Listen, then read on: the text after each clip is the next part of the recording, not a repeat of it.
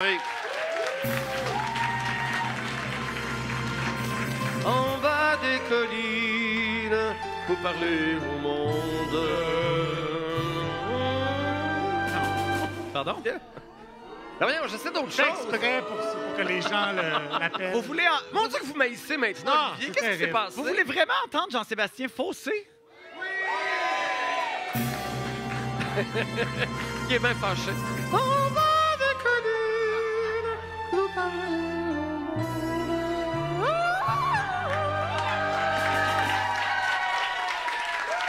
C'est vraiment n'importe quoi, quand même, hein? OK.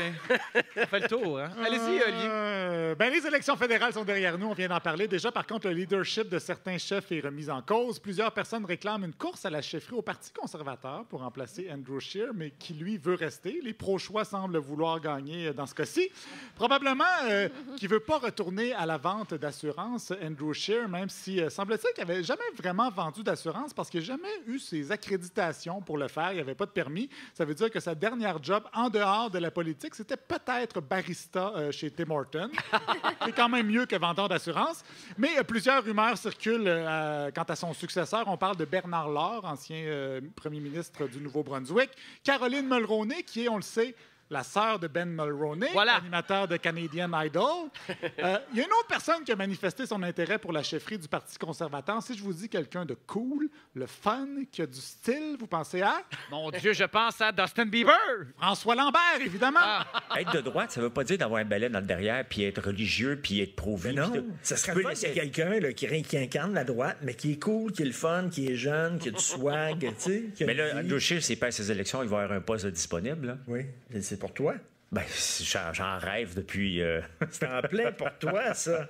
Il a l'air semi-sérieux, mais il répétait quand même cette semaine qu'il avait été approché par les conservateurs pour se présenter aux dernières élections et il s'attend à l'être encore. Il avait refusé à l'époque parce que les conservateurs ne lui avaient pas promis de ministère. Franchement, quand même, un gars qui fait l'épicerie avec 75$ par semaine pour toute une famille, donnez-lui le ministère des Finances et sa presse. Dernier candidat potentiel qui serait intéressé, Vincent Goudzo. C'est vrai? Vincent Goudzo, premier ministre du Canada. Téléfilm Canada doit capoter. Mais en même temps, il est suivi par des millions de personnes C'est sur Instagram, hein? Ça, c'est... faut leur faire enquête là-dessus. Ouais. Ça, c'est drôle. On souhaite quand même bonne chance à tous ces candidats-là. Non, on n'a pas d'extrait de Vincent Goudzou. Non, Ah, je sais. c'est juste des rumeurs à Pardon. son sujet. Mais est-ce que vous pensez qu'il va y avoir une course à la chefferie au Parti conservateur? Alexandre Boulris? Ouais, c'est ça. Je ne sais pas. J'imagine que oui, la dernière fois, il y en avait comme 18 000 à peu près, là, candidats au Parti conservateur. Mais nous, comme candidats, on avait Hugo Latulippe, hein, le documentariste. J'aimerais beaucoup avoir un débat Vincent Goudzo et Hugo Wow. Chez Latulippe les ensemble. conservateurs? Ça serait bien le Ah fun. oui, j'avoue que ça serait quelque chose, ça. Allez-y, mon bel Olivier. Oui, mais sinon, Es-tu belle, hein? Ah, lui, c'est un bel. au provincial, ça bouge aussi. Gertrude Bourdon a confirmé qu'elle allait se présenter pour le PLQ dans Jean Talon à Québec, une des dernières circonscriptions libérales en dehors de Montréal, un château fort libéral, mais malgré ça, selon le FM 93, le PLQ aurait approché une trentaine de personnes avant de se rabattre sur Mme Gertrude, qui, on s'en rappelle, avait souligné aux dernières élections la noblesse de son geste Et voilà. et qui avait promis de marquer l'histoire. Mais cette semaine, elle dit qu'elle a changé depuis la dernière fois, mais elle fait encore un petit peu dans l'autocongratulation. J'ai eu des courriels, des messages je dirais, de reconnaissance de mon implication, de mon courage. Une chance que Gertrude Bourdon est là pour souligner le courage de Gertrude Bourdon. Sinon, ben, imaginez-vous donc que la CAQ est en train de tout faire ce qu'ils avaient dit qu'ils feraient. Ils sont complètement malades de respecter leurs promesses comme ça, voyons donc. En même temps, c'est des versions édulcorées de leurs promesses. Redonner les surplus d'Hydro-Québec, mais sous forme de gel des tarifs. Le scrutin proportionnel, mais seulement après un référendum. Un test des valeurs trop bébé facile. Je ne serais pas surpris, en fait, que leur troisième lien, finalement, ce soit une corde de Tarzan. Mais on va revenir au test des valeurs quand même. Encore votre bras. Ben oui, hein? votre bras. La même affaire que vous Le faisiez pour mur. votre mur. Ouais, c'est ma coupe de cheveux qui me fait... Vite un Ouais. gif animé. Et qui est rendu bon.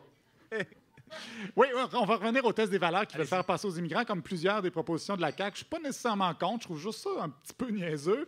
Leur test est tellement niaiseux, genre, au Québec, les femmes et les hommes ont les mêmes droits et cette égalité est inscrite dans la loi, vrai ou faux? Et en plus, tu peux leur faire 3 fois si t'échoues. Tu sais, quand tu as 3 chances de réussir un vrai ou faux, là.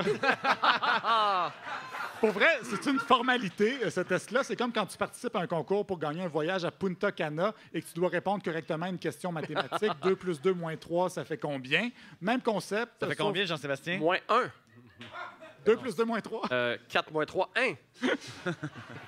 Donc, c'est le même concept, sauf qu'à la place de Punta Cana, Gagner une c'est... croisière avec la famille Dion. Sans Céline. Attention. Autre question du test. Identifier la ou les situations où il y a discrimination. Choix de réponse. Refuser un emploi à une femme enceinte. Refuser un emploi à une personne qui n'a pas le diplôme requis. Refuser un emploi à une personne à cause de son origine ethnique. Il n'y a pas le choix aucune de ces réponses. C'est probablement ce que répondraient certains animateurs de radio que j'écoute.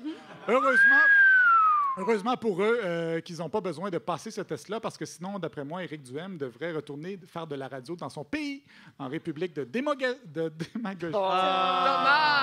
Refaites-le. Refaites-le. En République de démagogie. Une tonne de briques. La livraison de cet Ouais. homme-là. Seigneur. Heureusement qu'on n'est pas là. Un vrai livreur d'eau coque. Juste à temps. Donc, c'est super facile parce que non seulement tu as 3 chances pour réussir, mais si tu ne réussis pas, ils te donnent un cours pour que tu réussisses, comme l'a expliqué François Legault. Mais si on ne réussit pas le test, on a juste à aller suivre un cours de 24 heures. C'est tout. Il y a où l'aspect contraignant de ça? C'est un test de connaissance des valeurs. Je pense que si on regarde les 10, 12 valeurs du Québec, si on a 24 heures de cours, moi, je prends pour acquis. On doit y aller en entrée. Alors, 24 heures pour apprendre les 10, Il y en a 12 juste 10. valeurs québécoises, ni plus ni moins. Évidemment, nous, les Québécois de souche, on les connaît tous, ces 10, 12 valeurs-là par cœur. L'égalité homme-femme, le français, la poutine, la primauté du droit, la démocratie, canadien, la laïcité, canadien, la diversité culturelle, l'occupation double et l'Halloween, le 31 octobre, évidemment. Bon, on s'entend que personne va échouer ce test-là, aucun immigrant sera refusé. C'est plus une façon de dire au Québec, c'est comme ça qu'on vit à ceux qui viennent s'installer ici, ou plutôt de le dire aux électeurs de la CAQ pour qu'ils se sentent plus en sécurité, ils sont très insécures. Par contre, on va aussi continuer de tester le français des immigrants. Simon Jolin Barrette nous l'a rappelé. Au cours des derniers mois, j'ai annoncé que nous offririons la francisation aux personnes immigrantes en statut temporaire, justement pour les amener à se franciser durant leur expérience au Québec et qu'au bout de 3 ans, elles puissent avoir acquéri les compétences langagières en français pour pouvoir passer cette évaluation-là. Petit chat. Qu'elles puissent avoir acquéri les compétences en français. J'adore cette phrase. Un autre qu'il va falloir expulser. Et on va finir avec Lionel Carman, qui m'a bien fait rire cette semaine après avoir fait passer sa loi pour reporter à 21 ans l'âge pour fumer du cannabis, au mépris des recommandations des experts, encore une fois. Une mesure qui va entrer en vigueur seulement en janvier pour une raison bien précise. Mais écoutez, on a décidé de donner une période tampon pour que ceux qui sont, par exemple, habitués ou ceux qui allaient à la SQDC puissent s'adapter au changement de régulation. Oui, les jeunes, le ministre vous laisse un beau 3 mois de tampon pour vous trouver un nouveau pusher. Bien joué. Bravo. Merci, Olivier. Hey, es-tu bon?